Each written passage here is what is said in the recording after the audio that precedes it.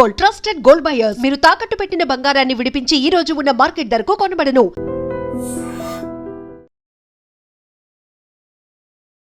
పవన్ కళ్యాణ్ గారు and junior NTR గారు. Acting పరంగా అయితే జూనియర్ ఎన్టీఆర్ గారు సింగిల్ టేక్ ఆర్టిస్ట్ కదా, అలా అవ్వాలని ఇన్స్పిరేషన్, అతనే ఇన్స్పిరేషన్. బాగా మరి నవరసాలు వచ్చా? నవరసాలు చాలా ట్రై చేద్దాం. ట్రై చేయాలి. ఇప్పుడు ఏది చేయమంటారు చెప్పండి. కోపం డైలాగ్ ఇది డైలాగ్ చెప్పాలా? మరి కోపం ఇలా చూస్తే అయిపోతుందా? ఎక్స్ప్రెషన్ ఎక్కువ మెయిన్ ఇంపాక్ట్ వస్తుంది కదా డైలాగ్ కంటే. డైలాగ్ ఎక్స్ప్రెషన్ అయితే ఇంపాక్ట్ వస్తుంది. ఓకే. బతకండి బతకండి అంటే బతకలేదు కదరా, వెంట పడ్డారు, రాత రాసిన దేవుడు వచ్చినా ఇప్పుడు మిమ్మల్ని ఎవడ ఆపలేడు, కోత కోస్తే నరకం బయట ఎంట్రీ బోర్డులే హౌస్ఫుల్ బోర్డు అవ్వాల్సిందే. రొమాంటిక్ ఇదే కష్టం. అమ్మో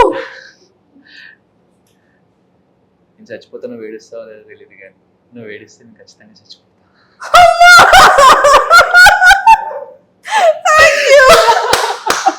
సూపర్.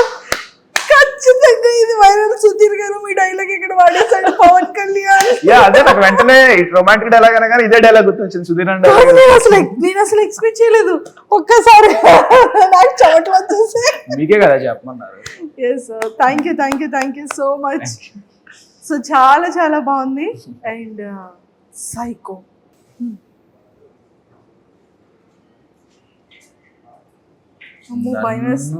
నేను వెళ్ళనంటావా, నన్ను బిగ్ బాస్ హౌస్కి వెళ్ళనంటావా, నన్ను పంపించనంటావా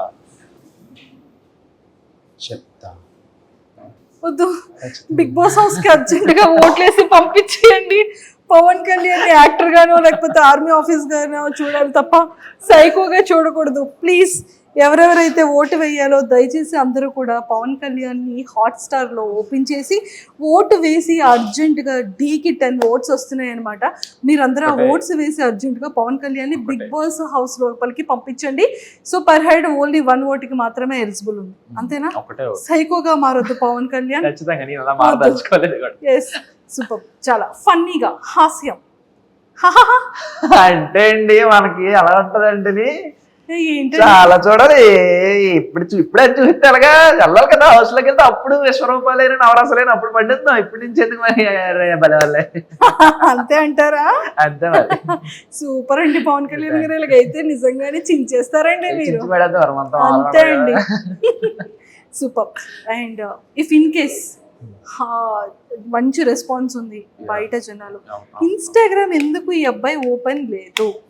ఇన్స్టాగ్రామ్ ఓపెన్ అంటే ఉంది నాది. యాక్చువల్ ఇన్స్టాగ్రామ్ ఉంది. సో నేనంత అంటే నాకు చిన్నప్పటి నుంచి ఒక ఇన్ఫీరియారిటీ కాంప్లెక్స్ ఏంటంటే నేను ఒక గ్రేట్ యాక్టర్ అవుతాను, హీరో ఏదో పెద్ద స్టార్ అయిపోదాం అని కాదు.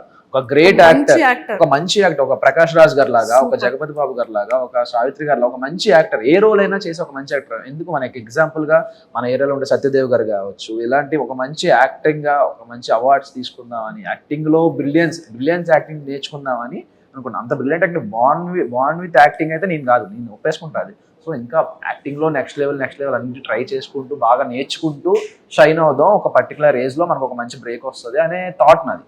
స్టార్ అయిపోదాం, స్టార్ ఫాన్ ఫాలోయింగ్ ఇవేమి నాకు నేను అంత ఎక్స్పెక్ట్ చేయట్లేదు. నాకు ఒక మంచి యాక్టింగ్ ఛాన్స్ వచ్చి ఒక మంచి యాక్టర్గా ఒక మంచి ప్లాట్ఫామ్లో క్రియేట్ అయితే చాలని నా ఉద్దేశం. సూపర్. సో మేము అందరం 100% అలా ఒక మంచి యాక్టర్గా మంచి అవార్డ్స్తో పాటు గుడ్ నేమ్ తెచ్చుకొని అందరి హార్ట్స్ని ఇలా విన్ అవ్వాలని మనస్ఫూర్తిగా మేమైతే కోరుకుంటున్నాం. అండ్ బిగ్ బాస్ హౌస్లోకి వెళ్తే మీ స్ట్రాటజీస్ కానీ, మీ ప్లాన్స్ కానీ, మీ గేమింగ్ ఎలా ఉంటుంది అని మీరు అనుకుంటున్నారు?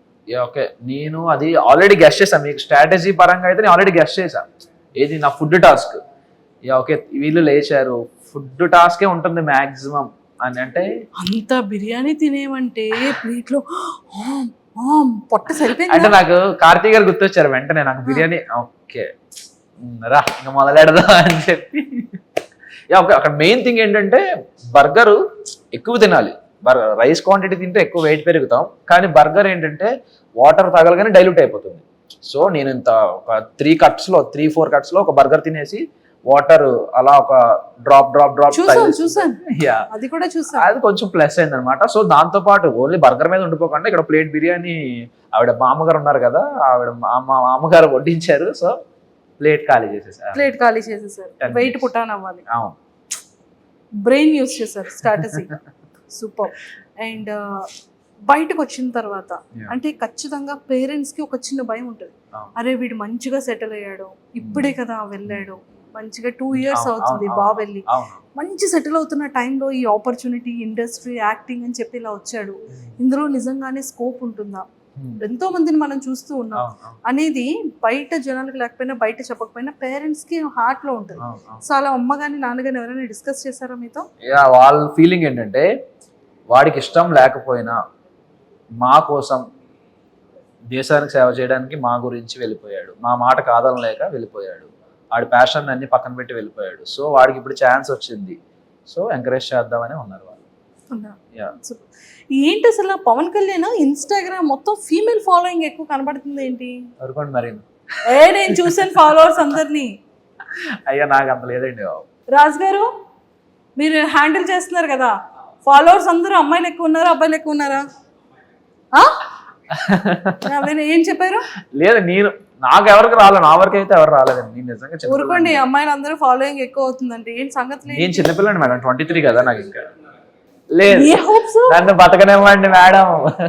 అమ్మ బాబాయ్ ఏదో వాళ్ళ అభిమానం, సపోర్ట్ చేస్తున్నారు కదా, మనం ఎంకరేజ్ చేయాలి కదా, జస్ట్ అభిమానం. అంటే అంత బాగుంది కానీ ఏదో హోప్ పెట్టుకున్నారు. అదే అభిమానం, మేమే గేమ్ మీద చాలా హోప్ పెట్టుకున్నాం, మిమ్మల్ని ఎంకరేజ్ చేస్తున్నాం కదా, సపోర్ట్ చేస్తున్నాం కదా. గేమ్ మీద ఇతని మీద గేమ్ మీదే గేమ్ మీదే గేమే గేమే. మన లిస్ట్ లో ఎవరైనా గర్ల్ ఫ్రెండ్, అబ్బాయి, మ్యారేజ్, ప్రపోజల్ ఏదో ఉంటుంది. ఏ ఆర్మీ బిఫోర్ వరకు లవ్ స్టోరీ ఉందని విన్నానే. అది ఉంటే బ్రేకప్, అది బ్రేకప్ అయింది. ఎలా? అది మొత్తం చాలా పెద్ద స్టోరీ అండి బాబు. అది పెద్ద స్టోరీ అయిందండి బాబోయ్. ఎందుకండి?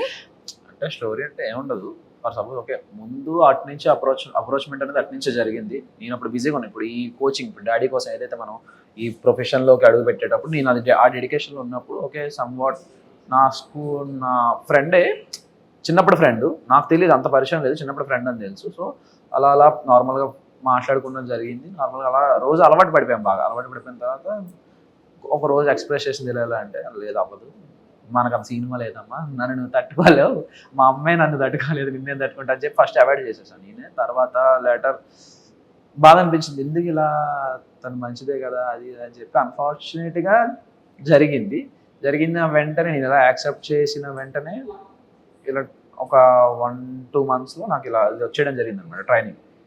సో నేను ట్రైనింగ్కి వెళ్ళిపోవాల్సి వచ్చింది.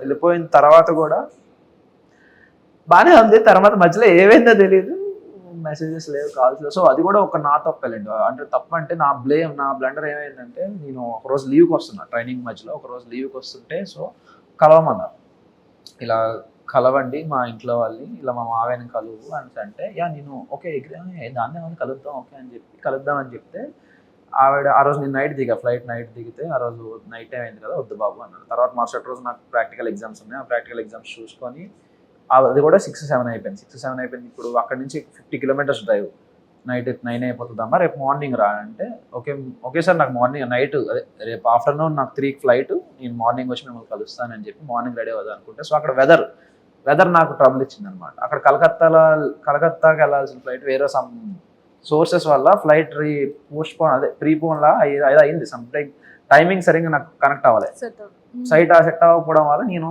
ఇంకా ఫాస్ట్ ఇంకా ఇది సెట్ అవ్వదు, నేను కాల్ చేసి మాట్లాడదాం అని చెప్పి చేస్తుంటే కాల్ రీచ్ అవ్వలేదు వాళ్ళకి.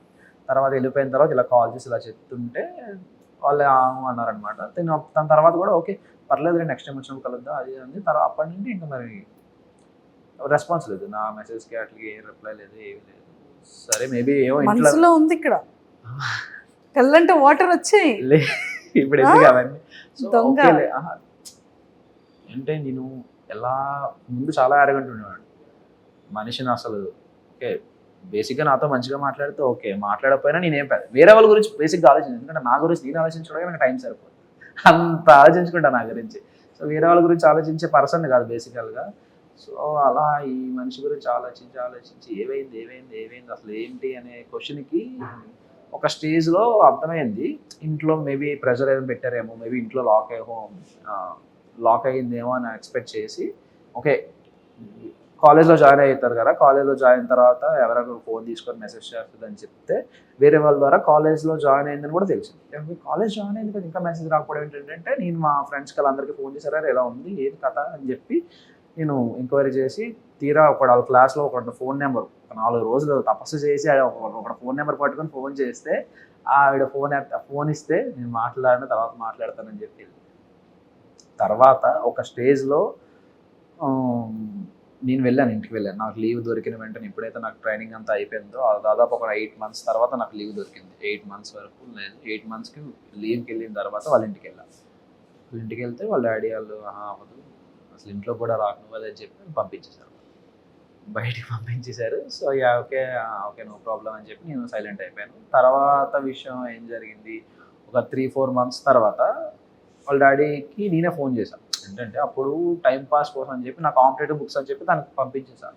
ఇలా బుక్స్ చదువుకో ఇంకా బెటర్గా ఉంటుంది, ఇంకా నువ్వు డైవర్ట్ అవ్వడానికి బాగుంటుంది అని చెప్పి ఓకే నాకు ఎందుకైనా పనికి వస్తుంది కదా బుక్స్ అని చెప్పి నేను కాల్ చేసి ఇలా నా బుక్స్ అడుగుదా అని చెప్పి బుక్స్ కోసం ఫోన్ చేసి అతను ఏమన్నారంటే మీరు చేసేసుకోండి బాబు అది ఇది అని చెప్తే ఆవిడ నెంబర్ ఇచ్చారు. తన నెంబర్ ఇచ్చిన తర్వాత తనకు కాల్ చేస్తే నేను ఒప్పుకోను అది ఇది అని చెప్పి ఫస్ట్ 2 రోజులు తెలుసు కదా మీ అమ్మాయిలు అమ్మో బతిమాలాలి మిమ్మల్ని అంత ఎక్కడికో ఎత్తాలి, అంత ఎత్తి ఇలా కాదు అలా ఇలా జరిగింది అలా జరిగింది అంతే ఎక్స్ప్లెయిన్ చేసి నేను పడిన పెయిన్ అన్నీ ఎక్స్ప్లెయిన్ చేస్తే అప్పుడు కరిగింది.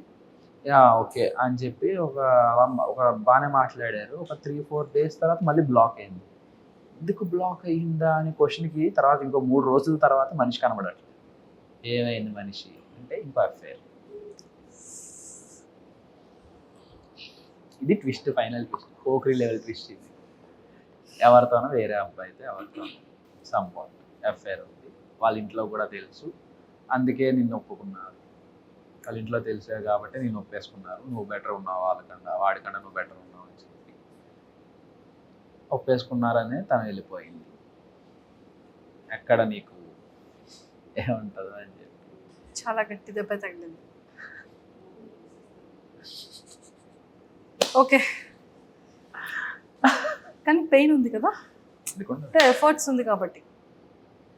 ఓకే ఓకే హీరో ఎప్పుడు కూడా అవన్నీ అయిపోయాలండి. ఇప్పుడు అవన్నీ మన గురించి ఎవడు పట్టించుకోవడం కూడా ఇవన్నీ చాలా చాలా చూసా అంటారు ఇలాంటి. ఓకే ఓకే ఓకే ఓకే ఇలాంటివి చాలా చూసాను. సర్లే అనుకుంటా అన్నీ జరుగుతాయి అదే కదా అంతే. సో ఇప్పుడు నిజంగా అందులో ఉండుంటే ఇందులో రాగలడా అగ్ని పరీక్షకి?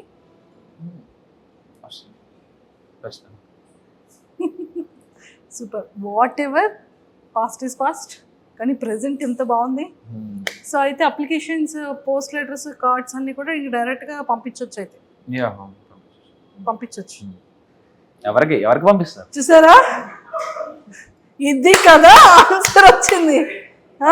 ఎవరికి అందరికి అందరూ సెన్స్ లో ఉన్నారు కానీ మా నోడు పంపించు. నేను ఇంకా అప్లికేషన్స్ అదేవేనంటే ఇంకా లీవ్ లోనేమో ఇంకేమైనా లీవ్ అప్లికేషన్స్ అనుకుంటున్నా నేను. అంటే వాళ్ళందరికి అర్థమైంది కానీ మీకు అర్థం కాదు. నిజంగా అర్థం కాలేదు. నేను ఇన్నోసెంట్ అండి బాబు. లేదు నన్ను గుర్తు చేసుకోండి, అవి నేను ట్రైనింగ్ లో విషయాలు కాదు, ఇక్కడ నార్మల్ నా లీవ్ అప్లికేషన్ గురించి మాట్లాడుతాను. అసలు ఇందులోకి ఎలా వస్తాం మేము?